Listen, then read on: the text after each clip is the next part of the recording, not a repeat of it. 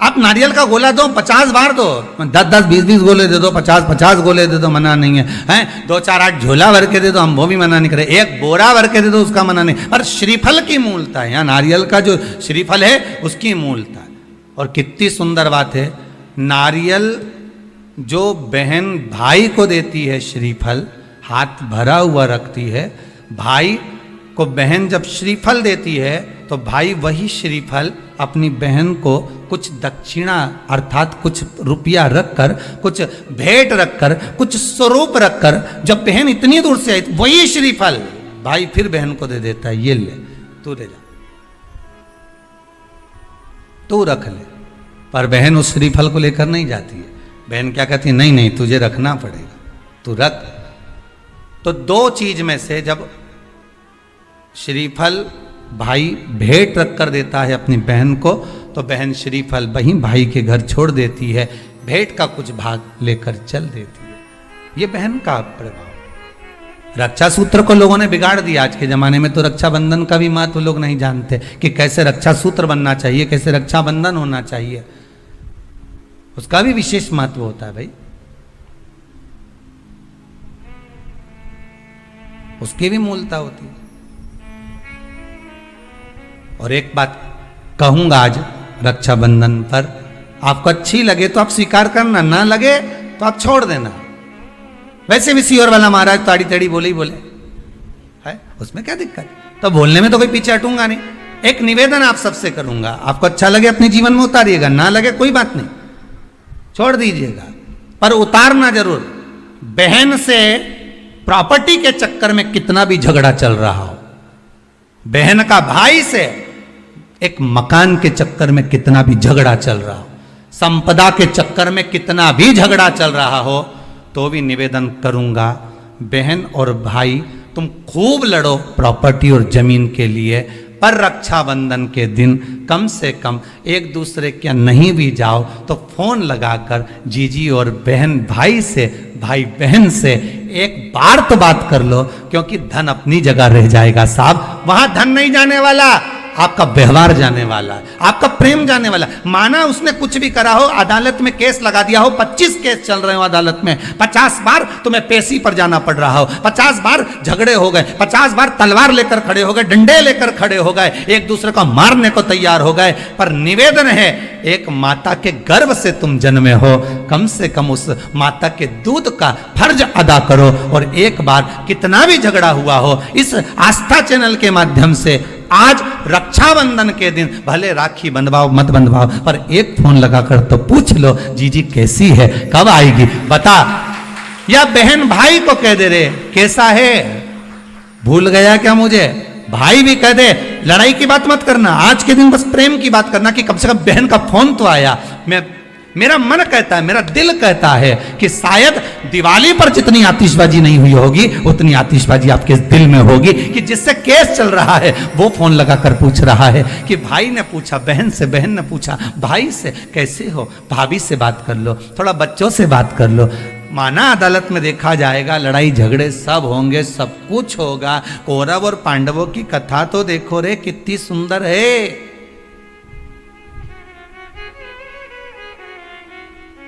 कितनी सुंदर है।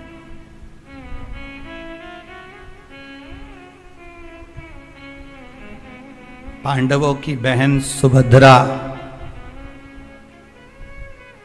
राखी बांधने कौरवों को जाती है, कौरवों की बहन राखी बांधने के लिए पांडवों को जाती है। जरा विचार करिए,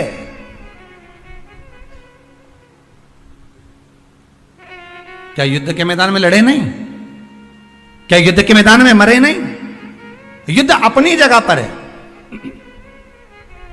ब्राह्मण साधु संत और बहन बेटी, ये तीन काल का हरण करती है, इसलिए इन तीनों की महत्वता। जब ये राखी जो बनती है ना, ये रक्षा सूत्र जो तुमने बांधा है, ये मोली जो बांधते हैं, कलेवा जो बांधते हैं, ये रक्षा सूत्र बहुत दिन तक जब बंधा रहता है, बंधा रहता है, बंधा रहता है, पूरा समय 8 महीने 9 महीने 6 महीने 4 महीने 3 महीने, जितना भी आप लोग बांध कर रखते हैं, जितना भी 8 दिन 15 दिन 20 दिन जब तक आप बांध कर रखते हैं, उसके बाद में इसको खोलने के बाद कहां डाला जाता है?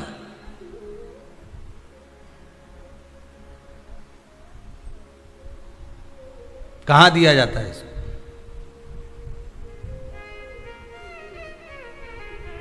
वो रक्षा सूत्र को कहां डाला जाता है? तो कहते हैं जिस स्थान पर गाय को बांधा जाता है, जिस स्थान पर गाय को बांधा जाता है, उस स्थान पर इस रक्षा सूत्र को ले जाकर एक और किसी भी खूंटे से गाय के, या गाय का जो ग्वाड़ा होता है, गाय जहां बंधती है उस स्थान पर कोई कील लगी हो, कोई खूंटा लगा हो, उससे इस रक्षा सूत्र को खोलकर बाद में बांध दिया जाता, वहां रख दिया जाता। क्यों, किस लिए रखते हैं, क्यों जोड़ा गया इसको? हिंदू धर्म में रक्षा सूत्र को गाय से क्यों जोड़ा गया? उसका कारण केवल इतना है कि गौ माता, जब तक आपने रक्षा सूत्र बांधा, इसके बाद रक्षा सूत्र आपने अगर गौ माता के उस ग्वाड़े में कहीं ले जाकर बांध दिया है, दे दिया है, रख दिया है, 33 कोटि देवता गौ माता के भीतर विराजमान होते हैं। 33 कोटि देवता गौ माता के भीतर रहते हैं। और केवल ये जो ये गाय जहां बंधती है, गौशाला जो होती है ना, गाय जहां बनती है, जहां पर गौ माता निवास करती है, हम तो कहते हैं लोग वृंदावन किससे मिलने जाते हैं? जम के बोलिए जरा, भगवान कृष्ण से, ठीक है? और भगवान कृष्ण किसको चराने जाते हैं? गौ माता। मतलब तुम कृष्ण जी के पीछे और कृष्ण जी गौ माता के पीछे। क्यों? तो उसका सीधा सीधा प्रसंग है कि गाय के ग्वाड़े में, गाय के उस आंगन में, गौशाला आदि में जहां गाय बनती है, उस जगह पर अगर आपने रक्षा सूत्र बाद में बंधने के बाद 8-15 दिन, महीने बाद, 2 महीने, 4 महीने, 6 महीने, 8 महीने के बाद में आपने वहां बांध दिया, रख दिया, तो जिसके हाथ में बंधा होता है उसकी रक्षा स्वयं गौ माता में विराजमान 33 कोटि देवता करते हैं। उसकी रक्षा का सूत्र फिर वो संभालते, फिर वो आपके नहीं, फिर वो संभाले। कोई बड़ा काल आ रहा है, कोई बड़ा एक्सीडेंट होने वाला है, कोई ग्रह बेकार हो गया, उसको फिर संभालेगा कौन? वही गौ माता। गाय, बेटी और संत, ब्राह्मण, साधु, सन्यासी, तपस्वी, साधक, उपासक ये संभाल लेते, ये संभाल। एक नियम ले लो कोई भी, एक साधना भी फीके हो गए, इतना फीका कर दिया विरोधियों ने, इतना फीका कर दिया विधर्मियों ने कि जब देखो जब त्योहार आता है और ये अपनी चाल चलना प्रारंभ कर देते हैं। मावा नकली है, दूध नकली है, मावा नकली है, दूध नकली है, और इनकी निगाह में वो चॉकलेट असली है।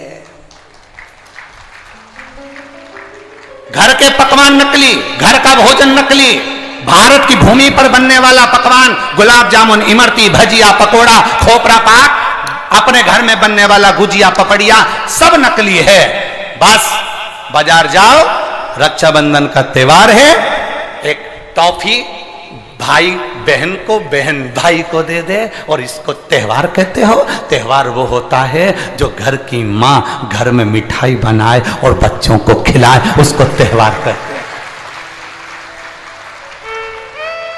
फीका कर दिया त्योहारों को। जो भी त्योहार आते हैं या तो 2 हो जाएंगे, 3 हो जाएंगे, या फिर इतने छोटे हो जाएंगे कि उसमें आप विचार करते रहोगे कि मैं कल मनाऊं कि परसों मनाऊं। बस इसी विचार में पड़ते रहेंगे, और हमारा सनातन धर्म का जो हमारा एक आनंद है, हमारे जीवन का जो सुख है, त्योहार का जो उत्साह है, त्योहार का, जन्माष्टमी आती थी पहले लोग ऐसी जन्माष्टमी मनाते थे, रामनवमी आती थी पहले रामनवमी मनाते थे, रक्षाबंधन आता था पहले रक्षाबंधन खुशियों से मनाते थे, जब होली आती थी होली खुशियों से मनाते थे, दिवाली आती थी दिवाली खुशियों से मनाते थे, संक्रांति आती थी संक्रांति खुशियों से मनाते थे। जितने त्योहार आते थे एक आता था और उसमें उत्साह, उमंगता, आनंदता होती थी। आज के जमाने में इतना इतना बांट दिया, इतना इतना बांट दिया कि त्योहार को भी 2-4 कर दिए, तो लोग विचार में पड़े रहते हैं, अब करें तो करें क्या, अब विचार करें तो करें क्या।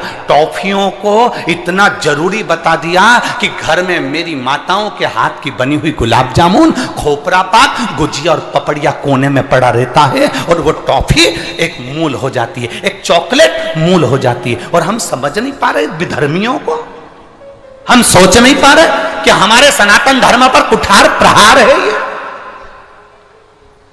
हमारे सनातन धर्म को नष्ट करने का प्रहार है ये। त्योहारों पर कौन सा एक किसी ने बता दिया, कौन से शास्त्र, कौन से वेद और कौन से पुराण में लिखा है कि त्योहार पर बहन भाई को तिलक लगाए तो टॉफी खिलाए, चॉकलेट दे। यह हमारा सभ्यता, हमारी संस्कृति और हमारा संस्कार नहीं है। यहां तो यह नियम है, बहन भाई को जब राखी बांधे तो बांधने पर उसने अपनी माँ से जो मिठाई बनाई हो वो थाली में रखी हो, और बहन भाई को और भाई बहन को खिलाए, तो माता पिता का आशीर्वाद उसके शरीर में पहुंच जाए, उसके जीवन में। हम किन ओर जा रहे हैं? और हम चिल्ला चिल्ला कर कह रहे हैं धर्म की अधर्म का, प्राणियों में विश्व का हो गया। सीधी बात। हम जा पा रहे हैं, हम किस पथ की ओर, हम किस मार्ग की ओर जा रहे हैं?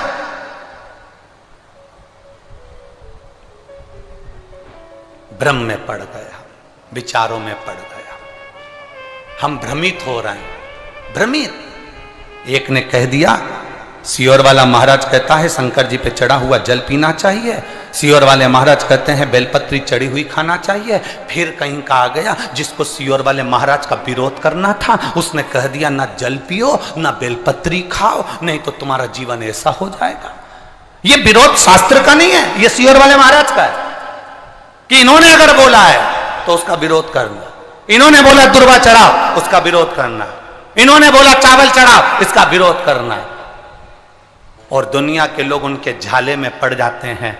हमारा नियम निवेदन है, ना तुम सीहोर वालों की मानो ना तुम किसी की मानो। गीता प्रेस गोरखपुर की शिव पुराण बाजार से लेकर आओ, उसको दिल से धीरे धीरे पढ़ो, उसमें सब मिल जाएगा तुमको जो सीहोर वाला अपनी व्यासपीठ से बोलता है। स्कंद पुराण लाओ, नर्मदा पुराण लाओ, लिंग पुराण लाओ, देवी भागवत लाओ, ब्रह्म विवर्त पुराण लाओ, सारी पुराणों को घर में लाकर रखिए और एक एक पुराण का धीरे धीरे अध्ययन करो कि सियोर वाला महाराज कहीं अलग जगह से तो नहीं बात रहा। एक एक पुराण का अध्ययन करो। केवल फेसबुक, यूट्यूब और मोबाइल पर ज्ञान नहीं मिलता कि आप थोड़ी देर खोल के बैठकर आपने ज्ञान ले लिया, ये तो हमने पढ़ा था शास्त्र में ऐसा। शास्त्र को पढ़िए, वेद को पढ़िए, अपने पुराणों को पढ़िए, उसका अध्ययन करिए कि बेलपत्री का चरित्र कहां वर्णन करा। एक बेलपत्र दान का जो वर्णन हमारे शास्त्रों में किया गया, एक वृक्ष लगाने का फल हमारे शास्त्रों में कहा गया, एक भूखे व्यक्ति को भोजन कराने का फल हमारे शास्त्रों में कहा गया, उसको पहचानिए। एक नवयुवक लड़का अपने पिता के